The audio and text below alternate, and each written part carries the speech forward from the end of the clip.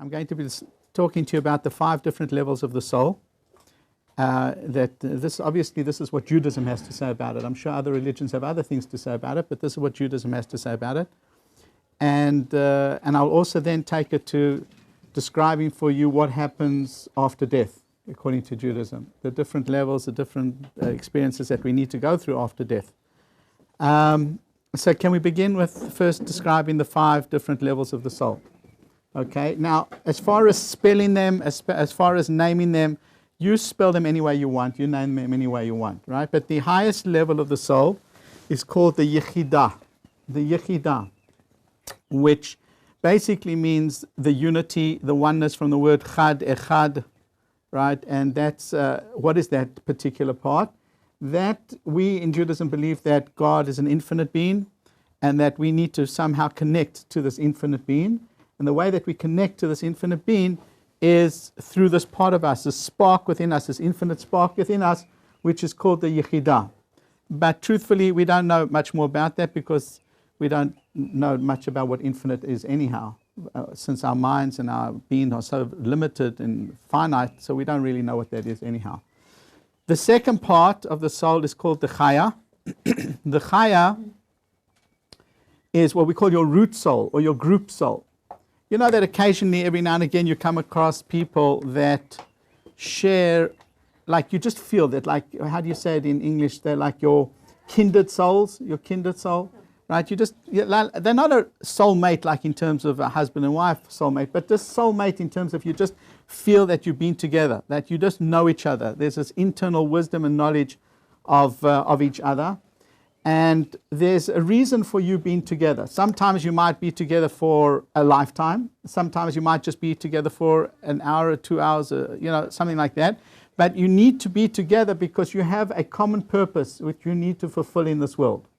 Right? That's called your chaya, a group soul. An example of such a thing would, for instance, be a family. A family unit would also be a group soul because it's not random that you're put together with your family. There's a purpose, there's a reason for the family that you have. So that would be like a kind of an example, even though it's much greater than that because you share it with many, many more people than just with your family. But nevertheless, that's what the concept of a chaya is. The third level is called your neshama. Now, many people have this overall picture of the soul, which is called the neshama. And that's a kind of the generic name that we give to soul in Judaism. But you need to understand that the neshama is something specific. What it is your wisdom of purpose. Why were you created in this world? Each individual was put into this world with a purpose to fulfill, and that is defined by your neshama. So if anybody ever asks you what's a neshama, you just tell them simply it's wisdom of purpose. Nothing more complicated, nothing more esoterical, just your wisdom of purpose. Why were you created?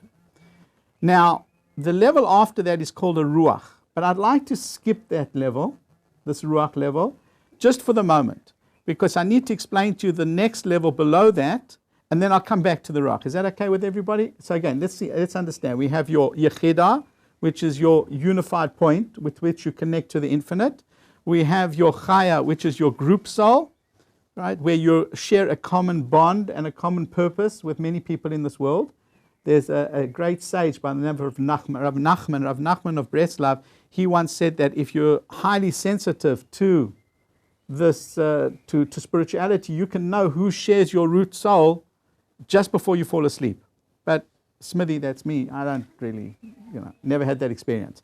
But then after that, you have your neshama. And your neshama is your wisdom of purpose. What contribution are you going to make to this world? to society. That's called your neshama. Nothing more esoterical. What is your wisdom of purpose? Then we have what's called the ruach, which I said I'm going to skip. And after that we have what's called the nefesh. Nefesh. In Hebrew we spell it nun, pei, and shin. Right? The nun stands for ner. Ner is the candle holder. Ner, candle holder. The pei stands for petila, which is the wick. And the shin stands for shemen, which is the oil. Now, what exactly is this nefesh? So the nefesh is your personality, yourself, which you create as a result of synthesis between your neshama and your body. Let's say that again in English. Your nefesh is a vessel of self. It's the personality that is created as a result of synthesis between your neshama, which is your wisdom of purpose, and your guf, which is your body. And I'll explain it like this. You see, you need to live out your purpose in this world. And by living out your purpose in this world, you make a contribution to society. Right? All of us, by living out our purpose in this world, we make a contribution to society. And the whole purpose why you have your hands, you have your eyes, your mouth, etc., is because somewhere contained within your wisdom of purpose, contained in your neshama, is this responsibility to do something with hands, to be creative with your hands, to see certain things, to say certain things. Right? So now when you synthesize that together, when you bring that together with your neshama and your body together, you will then actualize your purpose in this world and make your contribution to society. Comprendez-vous? You understand, ladies? Okay.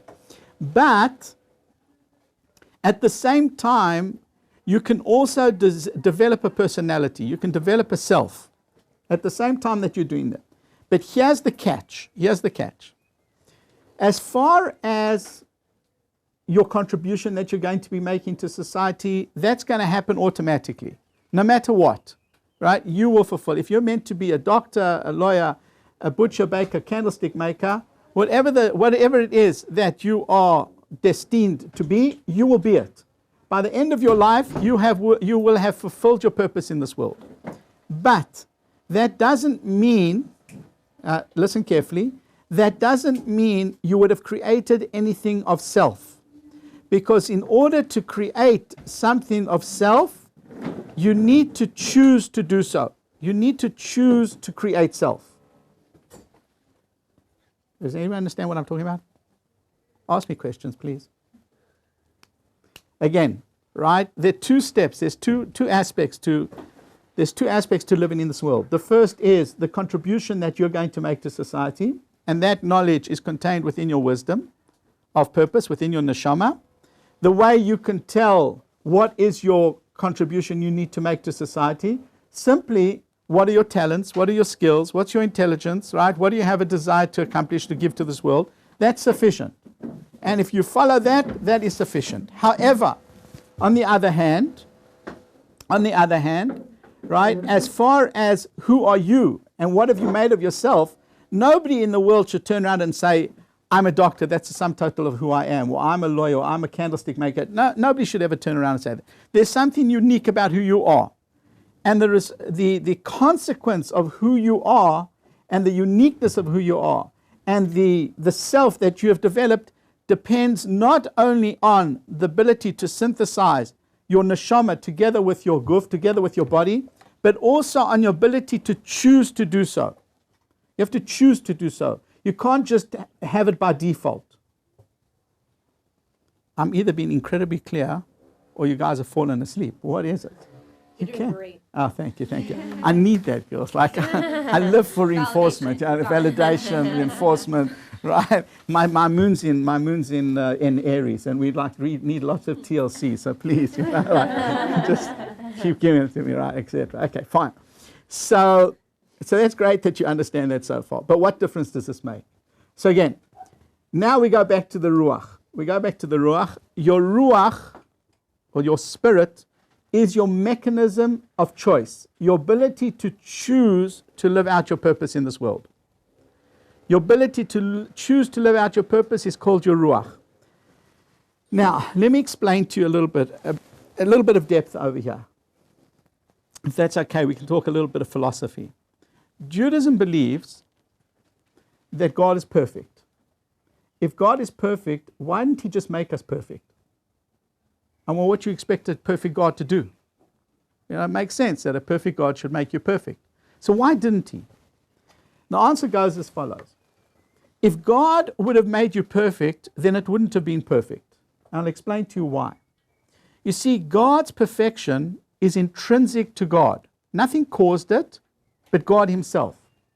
If God would make you perfect, then your perfection will be caused, not intrinsic. Caused by God, but not like his perfection.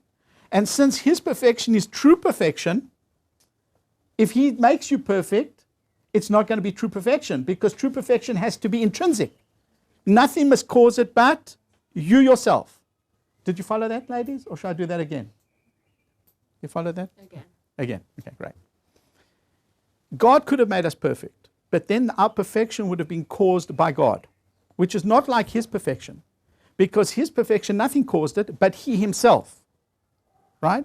So the only way, now you can all listen, the only way that God can give us intrinsic perfection if he allows us to create it for ourselves. And the way we create our intrinsic perfection is by choosing to be perfect. Because through your choice, if nothing messes with your choice, and you can choose either perfection or imperfection, and you choose perfection to the degree that you choose perfection, we can now say that that perfection is intrinsic to you, because nothing caused it but you. You get that idea? So that, going back to what I was saying over here now. In order to create self, right, if you want that self to be true self, you have to choose it. It doesn't just happen automatically.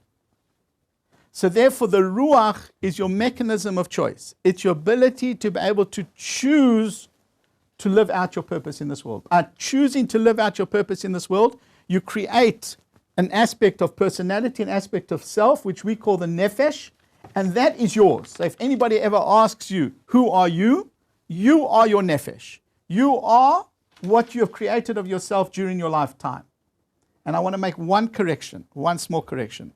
You are what you create of yourself during your lifetimes. Because Judaism believes in reincarnation. What does it mean?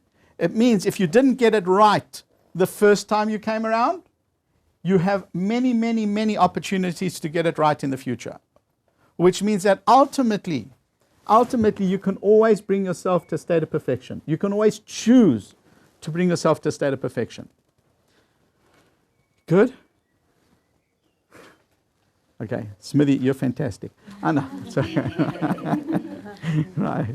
Okay, now, why does this make any difference? What's so important about this? Yeah. So when you die, do you get reincarnated right away? Oh. So let's go step by step in trying to understand where we're getting to, right?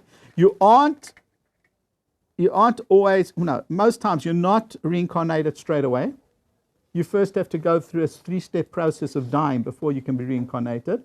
And those 3 steps is what I'm going to teach you. Not right away, but I'm going to teach it to you. But you will ultimately then have to be reincarnated if you didn't finish at the right time. But why is this important? Let me explain to you something. Has anybody ever heard that Judaism believes in the concept of a world to come? Right? We call it Olam Haba, the world to come. Well, ladies, I have to tell you this. The only thing on the other side of the universe is a restaurant. Right? There's nothing else there. Right? The world to come is right here. I see most of you didn't get that, but here's a book called The Hitchhiker's Guide to the Galaxy. Right? The only thing on the other side of the universe is a restaurant. Right? But now, in Judaism, even though there's a concept of a world to come, the world to come is here, in this world, on this planet, on earth, right? But what that means is that at the end of days, there will be a concept of resurrection of the dead, which means, right, at the end of days, the composite of all your lifetimes come together in this one entity of self, right, which is then placed into a body, which is resurrected. The question everybody always asks me is, which body? Right? Since you've had many lifetimes, you've used many bodies. So which body are we speaking about? And the answer is it's a difference of opinion. According to the philosophers, the Jewish philosophers, it's the first body you ever used. According to the Kabbalists, it's the last or last body that you ever used. Do you like the accent? Huh? The last body. It's so funny. Whenever I travel, I never have to say anything intelligent. I just speak and it sounds intelligent. But don't let that fool you, ladies, okay? You just make sure that I'm saying something intelligent. But nevertheless, even if the class is not interesting, it's still nice to listen to the accent. Right? So according to the Kabbalists, it's the last body that you're going to be used. And according to Hasidic thought, specifically a Hasidic master by the name of the Kedushas Levi, he says that it's a combination of all your bodies. And his logic is as follows. Since your whole accomplishment and purpose in this world is to synthesize your soul, your neshama, together with your body, and that means that within your soul there's some unique teaching or lesson which needs to be actualized through, say, your hands, through your eyes, through your head, through your every aspect of you. So that part of your body which you perfected during a specific lifetime, it's only correct that that's the part of the body that comes back again, right, at the time of resurrection of the dead. That's the logic that he uses. But other than that, the philosophers are, it's either the first body or the last body. But at the end of days, there will be this resurrection of the dead, whereby you come back with this nefesh, with this self that you created during your lifetimes into this body. That body is then perfected, and I'll discuss a little bit how that actually works. And then you live in this perfected state for eternity. Now, the important aspect of it is that there's nothing else within that perfected state except self. And therefore, that's the importance of developing self during your lifetimes, specifically during this lifetime. And what I mean by that, listen carefully. How do we live in this world? Generally, we live in this world through distraction. We distract ourselves with everything that's going on around us, the people that we meet, the things that we read, the things that we see, the movies, the everything around us, right? We could spend our whole lifetime basically just focused outside of ourselves. Is this correct? Well, we'll be in a world where there is nothing outside of yourself, just you. Where all you've got is to live who you are. No such a concept of distracting yourself with everything around you. Really just spending eternity with yourself. That's the concept of the world to come. Now, that doesn't mean there won't be other people in the world to come. You'll be there with all your family, with all your friends, with all your loved ones. We'll all be there together. But when you relate to somebody in this world, you don't have to relate with your inner self. You basically can be relating just with your external self. Intellectually, you can have a great conversation with somebody. Emotionally, you can have a great conversation with somebody, right? And you don't even have to have any emotional, intellectual conversation with somebody. You can just look around you and just distract yourself. But in the world to come, there's no such a concept. You function from the internal out. You function from the internal out. Where in this world, you're functioning from the external inwards. The whole purpose behind your existence is try to get to some deeper understanding of your inner self. That's why we're here. Right? We're not here just to kind of like spend our time wandering around, interacting with the external world and then leave. The whole idea of our existence is to build self, which means, right, the whole idea of existence is to come to a greater, deeper awareness of our inner selves, our true selves. Olam haba, ladies, the world to come is not some other world. The world to come is the experience of the essence contained within the self, contained within your nefesh, created by you during your lifetime. If you don't create any self during your lifetime, you don't have a world to come. You'll still be out there floating. Yeah. So what's the purpose of the world to come if you've already fulfilled your purpose? No, there's no purpose. There's no purpose. It raises a very interesting question. So I'll show you how it's such a difficult concept. We call ourselves human beings, but we should really call ourselves human doings. Because we spend very little time just being. We spend most of our time doing. Which is true, because this is a world of building. This is a world of developing.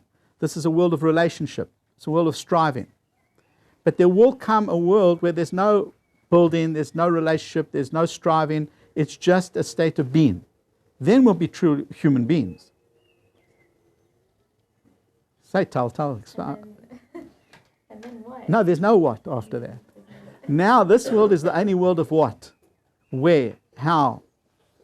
But when there's a state of total just self, being, like living totally yourself for eternity, there's no concept of striving. This is a total world. This is the only world of striving. And if one doesn't get it right in this world, then there's nothing after that. Right? Do you understand what I'm saying to you? It's very interesting. Can I let you girls into a little bit of a secret? But don't tell anybody I ever taught you this, okay? Because like as a rabbi, this is kind of, per se, you're not supposed to be doing this, but relationships are only created by striving. What I mean is like this. Let's say if I want to go to town, right? So what I do, I leave the class, somebody stops me outside, where are you going? I'm going to town. I go to my room, getting changed, what are you doing? I'm going to town, I'm getting changed, I'm going to town. You walk, where do you walk to? You walk to the bus that's going to take you to town. You wait for the bus that's taking you to town. You get on the bus, somebody says, where are you going? I'm going to town, right? When you get to town and somebody says to you, what are you doing? You never say, I'm in town. You lose your relationship with that which you're striving for once you have it. That's what I always tell the girls, right? In your relationships with guys, always keep up the mystique. Because once he knows everything about you, right, he's not interested anymore. Because in this world, relationships are only created by that which we strive towards. This is a world of striving. This is a world of relationships. The world to come is not a world of striving. It's not a world of relationships, a world of being. It's the ultimate being of intimacy, of experience of intimacy, where you're not trying to build a relationship. You're just experiencing the intimacy of the relationship that you built without striving for it. Do you get the depth behind that? Or, yeah? Okay, great. So again, what we covered so far is as follows. We've covered the concept of what the soul is. We've developed the idea of the nefesh, which is the creation during your lifetimes of self. For what purpose? Because at the end of days there will be resurrection of the dead, which means that the composite of all the nefashot, all the souls that you have, all the self that you have created through your different lifetimes will come right into this one body at the time of the resurrection of the dead, and then that body will be healed, will be purified, will be spiritualized until it's in its most perfect state, which I'm going to speak more about. And then you will live in that state for eternity. That's called Olam Haba, that which is the experience of the essence contained in the self created by you during your lifetime. Okay, let's move to the next step. The next step is what happens when a person dies. Have you guys ever heard of a concept of Gan Eden, the Garden of Eden? Right. Now, where is this Garden of Eden? Where is Gan Eden? The answer is, it's here right now. It's just a dimension that we can't access. I don't know if any of you are into physics, but in physics there's a concept called superstring theory. And in superstring theory, in order for it to work, there have to be at least 10 spatial dimensions. I'm telling you, this is reality. This is what they talk about, right? We only know 3 spatial dimensions and 1 time dimension. So where are all these other dimensions hidden? So in superstring theory, they're hidden in a formation, in a space formation, which is called a calibre, which means they're curled up inside each other. That's why you don't get access to them. Right? They are there. They're just curled up inside each other. That's why you don't get access to it. It's like if you're looking at this object from very far away, you just see a straight line, even though we know that there's another side to it, right? There's this side to it as well, but you just see a straight line if you're looking from far away. So to whatever, that's superstring theory. It's not important unless you're into physics, then it is important. But so too in Judaism, there's a concept of multiple dimensions. Multiple dimensions. The only thing is that you don't get access to it because you're trapped within your 4 dimensions, 3 of space and 1 of time. Right? That's why you don't get access to it. Is it possible to get access to it? Can you get access to these higher dimensions? Well, that depends. If you've ever read a book called Celestial Prophecies, which is a book written about what happened to the Aztecs. Nobody really knows what happened to the Aztecs, right? So there's this one theory of the author of Celestial Prophecies, and he argues that the Aztecs went through a 10-step process of spiritualizing themselves, meaning they became at one with their chi or one with their aura and moved into that higher dimension while they were still alive, and therefore they just disappeared because they went into this higher dimension. Does Judaism have the same concept? So Judaism has an idea like this. Judaism believes that there are at least 6 people that went into this higher dimension called Gan Eden, what the Christians call heaven, which in Buddhism they call nirvana, went into this higher dimension with their bodies. In other words, they were capable of purifying, spiritualizing their body, that they were able to go into this higher dimension. That's a possibility. People that you would know, the only one that you really know and have heard of is called Elijah the prophet. You heard of Elijah the prophet? Elijah the prophet was able to go into these higher dimensions, right? And he's able to go back and forward. The others, I don't know if you ever heard the father of King David, right? Yishai, the father of King David, he did it. The daughter of Pharaoh, her name was Batya, she did it. Right? These are people that were capable of doing that. For the vast majority of us, that means all of us, yeah? And this, I mean, I don't really know you people, so it's not fair to me to say that. But I would assume that the vast majority of us, in order to go into any higher dimensions, we have to divest ourselves, we have to remove our physical bodies to get into that higher dimension. Right? That process is called death. And I'm going to explain to you in Judaism how the process of death works. Why would I be teaching you how to die? Because through the learning of how to die, it's possible that you'll learn how to live. Because some really deep stuff, which is containing what I'm going to teach you, which will really help you, if you need to, really help you to understand how to live a much better life. Okay, so let's start first of all with the neshama. What happens to the neshama when a person dies? So as I taught you already, right, what is your neshama defined as? Your wisdom of purpose. The purpose why you're in this world. As soon as your purpose ends in this world, guess what? You don't need your neshama anymore. So in truth, Judaism says that 30 days before you die, your neshama leaves. The neshama part of you leaves 30 days before you die, and it goes back to what's called the world of the neshamas. Right? Now, that's why sometimes, people get this like sensation, they know they're going to die. Or sometimes, if they've been very sick, all of a sudden they get well, and then suddenly they die. Yeah? What about if you die in a freak accident? Also, there is... So there's some kind of thing that predicts when you're going to That's die. right. Right. So that's the neshama.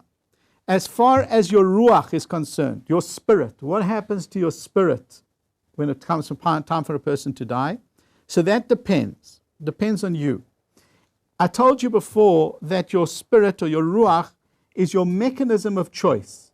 The mechanism of choice, which means that you get to choose to live out the wisdom of your neshama, or you get to choose to block it and basically just to live according to the dictates of your hormones and your chemicals in your body. Right? That's how it works.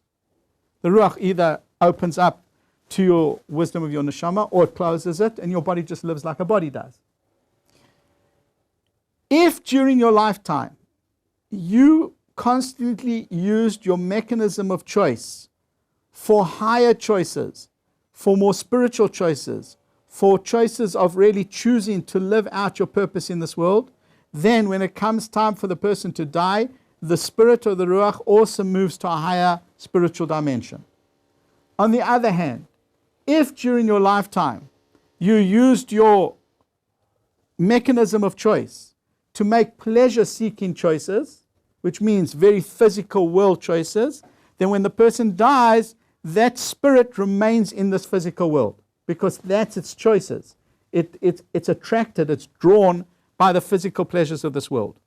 And that's where you get the concept of ghosts from, that's a concept where you get spirits from, that's a concept where you get possession, how do I say it? To be possessed from. These are the spirits, the ruchot that were left around, right, from a person who was not able to leave this world.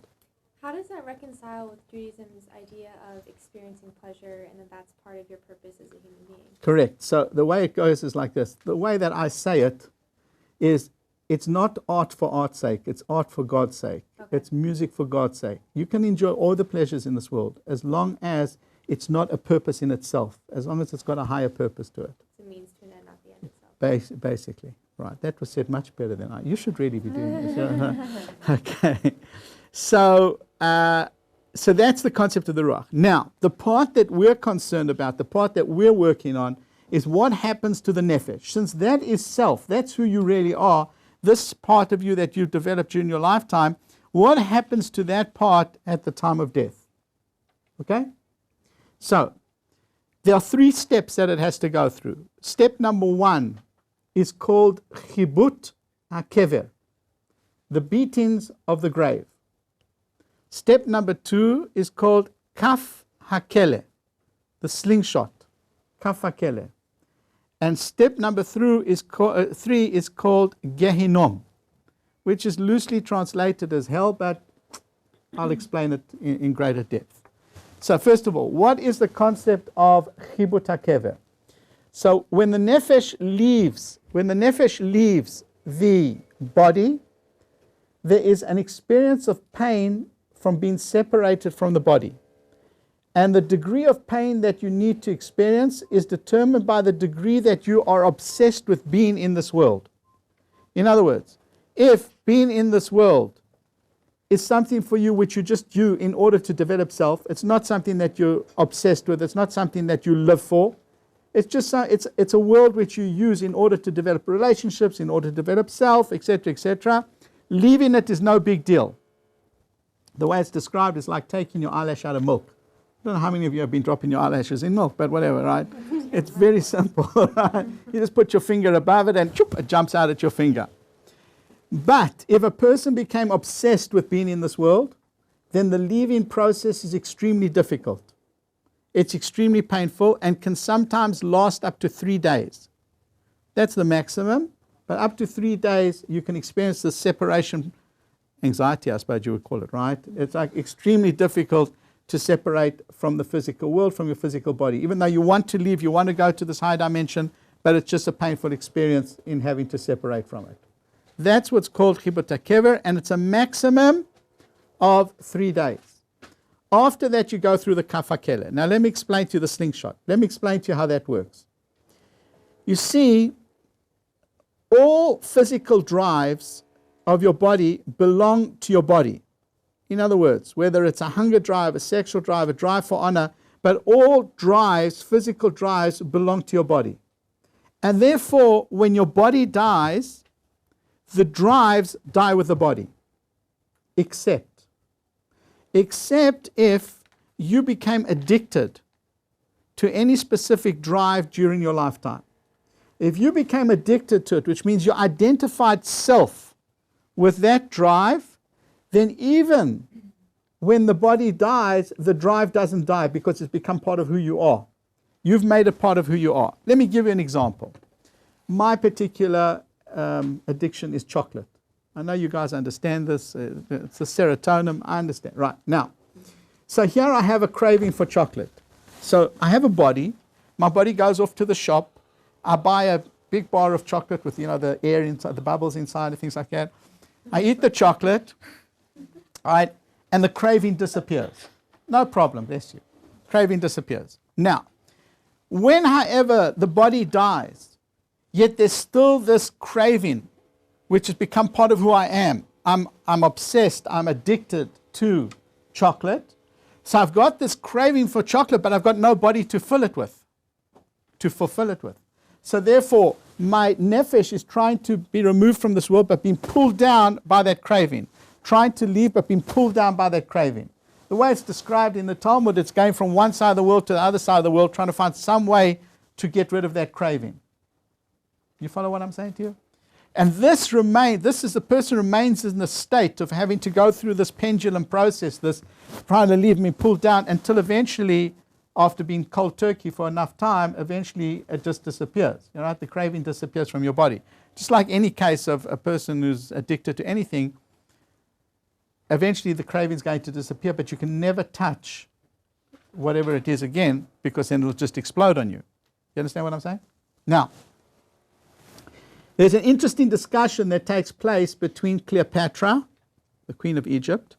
At the time, she lived at the time of the sage Rabbi Meir. Rabbi Meir was a sage at the time of Cleopatra.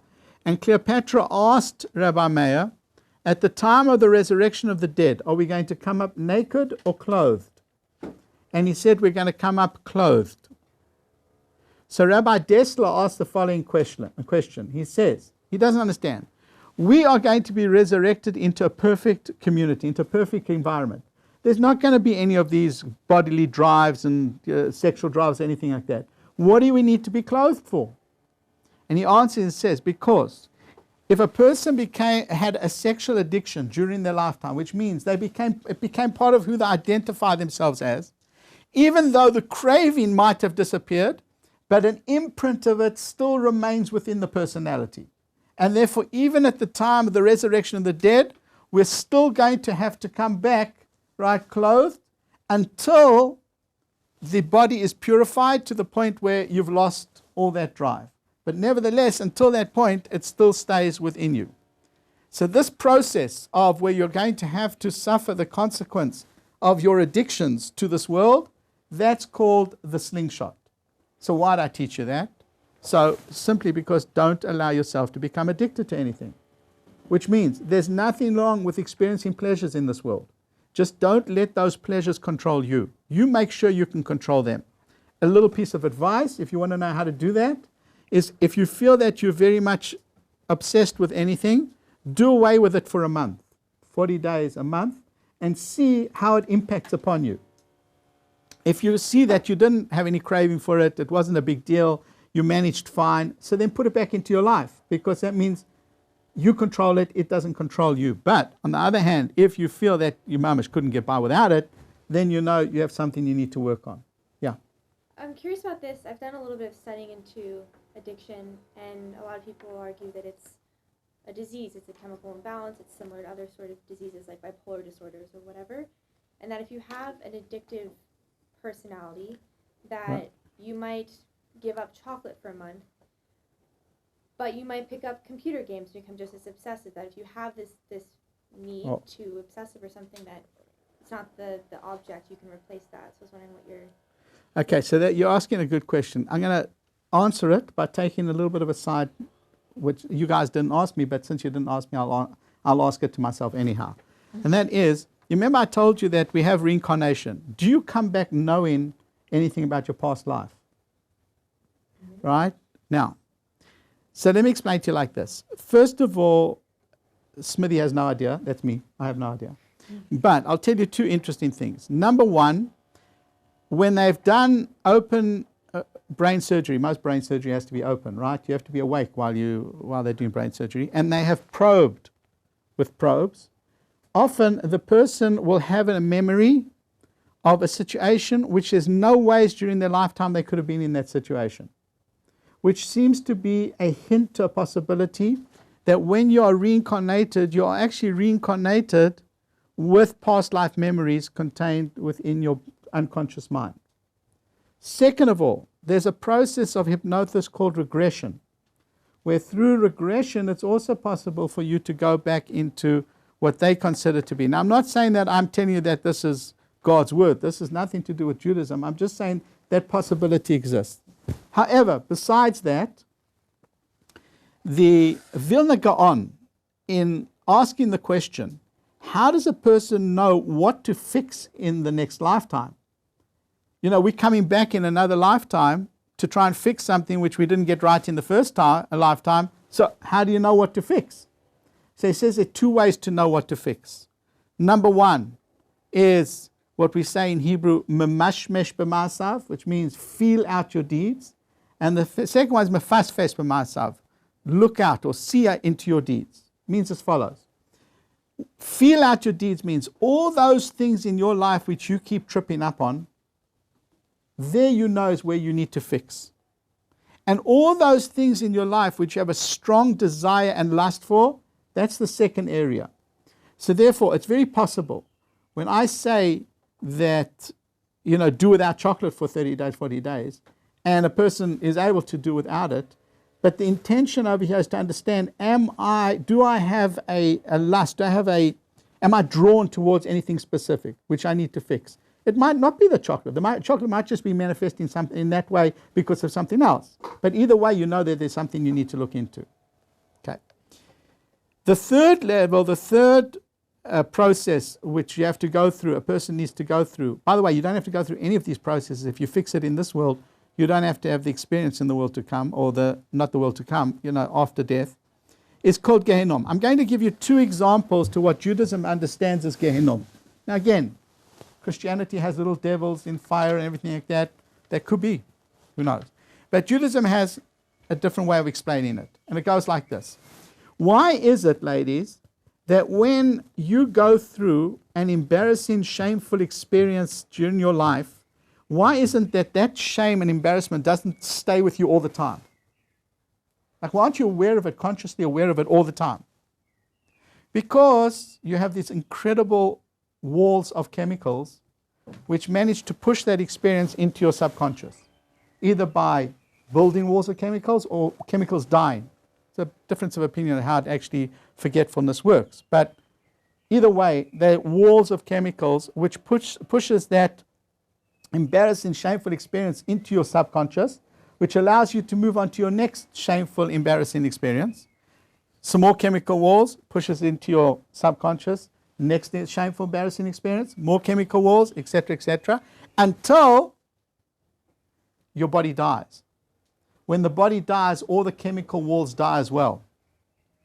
And all that shame and embarrassment comes rushing into your awareness of your nefesh all at once. That's a description of Gehinnom. The sum total of the experience of all your shameful, embarrassing moments that you experienced during your lifetime. Of course, why am I teaching you that? Simple.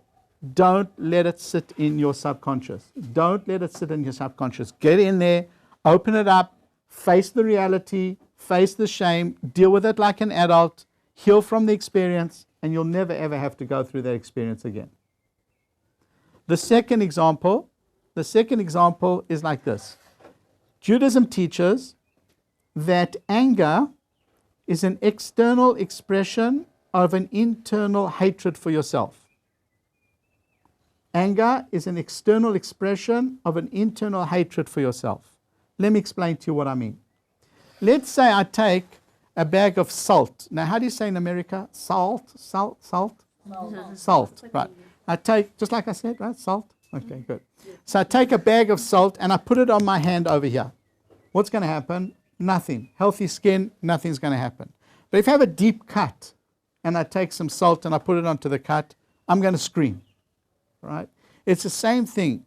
When you have been through a traumatic experience or any experience which creates a wound which you never dealt with and you just pushed it into your subconscious, it's possible for a person to come along and trigger that wound, which means they basically putting salt into that wound which you've tried to keep hidden in your subconscious. You got that? Now what do we do? So what should a person do? A person should say to themselves, what is it within me that allows this person to get to me? What is it that I'm carrying in my subconscious that this person was able to put salt into it? They were able to trigger it. That's really what you should be saying to yourself, right? Instead, what do? We hit out at the source of that salt. We try and get rid of the salt, try and get rid of the trigger so that we can keep that hidden in our subconscious and then we don't have to deal with it. And that's fine, except when a person dies, all the external triggers disappear and the anger only has one place to go, and that's into yourself. Now there's nothing to hit out at. Now it's only you that you're going to have to experience that anger with. And that's why it's so important that if you've ever been through a situation which has created this wound within your subconscious, then it's extremely important. Don't let it sit there. Don't let it fester there. Open it up. Get inside. Open it up. Clean it out. Look at yourself. Deal with the situation. And once you've dealt with that, you'll never have to deal with it again. You'll heal from the situation. You'll never have to deal with it. You won't have to experience Gehinnom after a person passes away. Nothing. Okay? Those are the 3 steps of separation.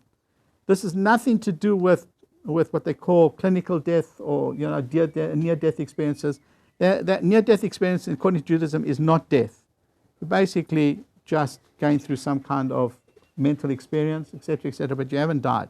Nobody's ever come back from the other side to explain to us what it is. However, the tradition of Judaism teaches us that once a person has been through all of this, and you, so to speak, have cleansed your nefesh of all these experiences, separating from the physical world, right? Cleansing yourself for any kind of addictions which might have manifested itself within you as a person, as a self, and healed from any of those internal wounds, any of that wounds, any of that internal shame, embarrassment, etc., then you experience that higher dimension called Gan Eden.